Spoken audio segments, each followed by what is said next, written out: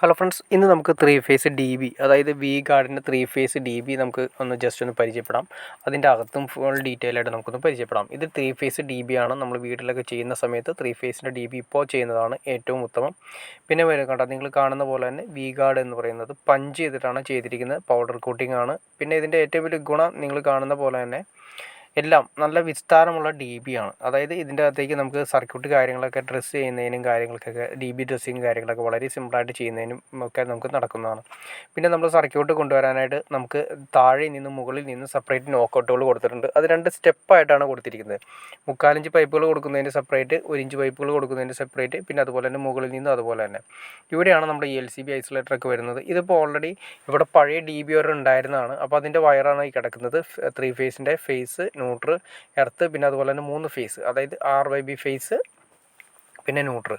പിന്നെ ഇതിൻ്റെ ഏറ്റവും വലിയ അട്രാക്ഷൻ നിങ്ങൾ കാണുന്നത് പോലെ തന്നെ 3 ന്യൂട്രൽ റോഡുകൾ സെപ്പറേറ്റ് ആണ് കൊടുത്തിരിക്കുന്നത്. നിങ്ങൾ കാണുന്ന പോലെ കണ്ടോ, ന്യൂട്രൽ സെപ്പറേറ്റ് ആയിട്ട് കൊടുത്തിരിക്കുന്നു. അതുപോലെ തന്നെ 2 എർത്തും സെപ്പറേറ്റ് ആണ് കൊടുത്തിരിക്കുന്നത്. നമുക്ക് സോളാറിൻ്റെ സിസ്റ്റം സെപ്പറേറ്റ് ന്യൂട്രൽ ചെയ്യണമെങ്കിലോ അല്ലെങ്കിൽ vguardൻ്റെ സെപ്പറേറ്റ് ന്യൂട്രൽ ചെയ്യണമെങ്കിലോ വളരെ സിമ്പിളായിട്ട് ചെയ്യാൻ പറ്റുന്ന രീതിയിൽ 3 സെക്ഷൻ സെപ്പറേറ്റ് തന്നെയാണ് ന്യൂട്രലിൻ്റെ ലിങ്ക് കൊടുത്തിരിക്കുന്നത്. നമുക്ക് ആവശ്യമുണ്ടെങ്കിൽ മാത്രം അതിലേക്ക് ലിങ്ക് ചെയ്യാവുന്ന രീതിയിലാണ് കൊടുത്തിരിക്കുന്നത്. പിന്നെ ഇതിൻ്റെ ഓൾറെഡി നമ്മൾ തേച്ച് കഴിഞ്ഞിരിക്കുന്ന ഭിത്തി ആയതുകൊണ്ട് നമുക്ക് ആ ഡോറ് വെക്കാനുള്ള ആ ഗ്യാപ്പ് മാത്രം കൊടുത്തതിന് ശേഷം ബാക്കി നമുക്ക് വളരെ സിമ്പിളായിട്ട് കൈകാര്യം ചെയ്യാവുന്ന രീതിയിലാണ് കൊടുത്തിരിക്കുന്നത്.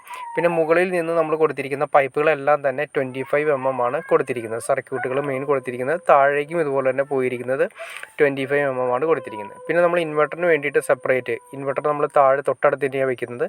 അപ്പോൾ ഇതിന് വേണ്ടിയിട്ട് സെപ്പറേറ്റ് ഒരു 6 മുടികളുടെ ബോക്സ് നമ്മൾ കൊടുത്തിട്ടുണ്ട്. പിന്നെ സർക്യൂട്ട് പോകുന്നത് എല്ലാം തന്നെ 25 mm പൈപ്പുകളാണ് കൊടുത്തിരിക്കുന്നത്.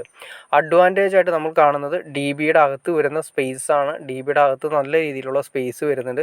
അപ്പോൾ അതുകൊണ്ട് നമുക്ക് സർക്യൂട്ട് കാര്യങ്ങളൊക്കെ എത്ര സർക്യൂട്ട് വേണമെങ്കിലും ഇന്നത്തെ രീതിയിൽ നോക്കിക്കഴിഞ്ഞാൽ തന്നെ അത്യാവശ്യം സർക്യൂട്ടുകളുടെ എണ്ണം കൂടുതലായിരിക്കും. അതായത് പവർ സർക്യൂട്ടുകളും നോർമൽ സർക്യൂട്ടുകളും സെപ്പറേറ്റ് MCBകളൊക്കെ വരുന്ന സമയത്ത് എല്ലാം കൂടുതലായിരിക്കും. അപ്പോൾ അതെല്ലാം തന്നെ ആ വയറുകളെല്ലാം തന്നെ നല്ല രീതിയിൽ നമുക്ക് ഡ്രസ്സ് ചെയ്ത് കൊള്ളിക്കുന്നതിന് വേണ്ടിയിട്ട് നമുക്ക് നല്ല വലിപ്പമുള്ള DB അത്യാവശ്യമാണ്. അപ്പോൾ വലിപ്പം കൂടുതലാകുന്ന ഒരു ഗുണം എന്താണെന്ന് വെച്ചിട്ടുണ്ടെങ്കിൽ ഇൻഡക്ഷൻ മൂലമുള്ള കറണ്ട് നമുക്ക് മാക്സിമം കുറയ്ക്കാൻ സാധിക്കും.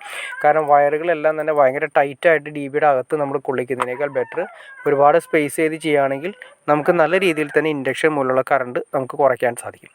ഓക്കെ ഫ്രണ്ട്സ്, അപ്പോൾ നിങ്ങൾക്ക് ഈ vguardൻ്റെ DB 3 ഫേസ് DB നിങ്ങൾക്ക് അതിനെക്കുറിച്ചൊരു ഡീറ്റെയിൽസ് കിട്ടിയെന്ന് ഞാൻ വിചാരിക്കുന്നു. പിന്നെ ഇതിൻ്റെ MRP ഞാൻ പറയാൻ മറന്നുപോയി. നമുക്കിത് ഓപ്പൺ മാർക്കറ്റിൽ എങ്ങനെ വന്നാലും 10 തൊട്ട് 12 ആ റേഞ്ചിൽ നമുക്ക് എന്തായാലും ഓപ്പൺ മാർക്കറ്റിൽ വാങ്ങിയാൻ കിട്ടുന്നതാണ്. ഓക്കെ ഫ്രണ്ട്സ്, നിങ്ങൾക്ക് ഈ വീഡിയോ ഉപകാരപ്പെട്ടെന്ന് ഞാൻ വിചാരിക്കുന്നു. ഇനി എന്തെങ്കിലും ഡൗട്ട്സോ കാര്യങ്ങളുണ്ടെങ്കിൽ തീർച്ചയായിട്ടും കമൻറ്റ് ചെയ്യാൻ മടിക്കരുത്, ഷെയർ ചെയ്യാനും മടിക്കരുത്, സബ്സ്ക്രൈബ് ചെയ്യാനും മടിക്കരുത്. ഓക്കെ ഫ്രണ്ട്സ്, അടുത്ത വീഡിയോയിൽ കാണുന്നവരെ ഓക്കെ.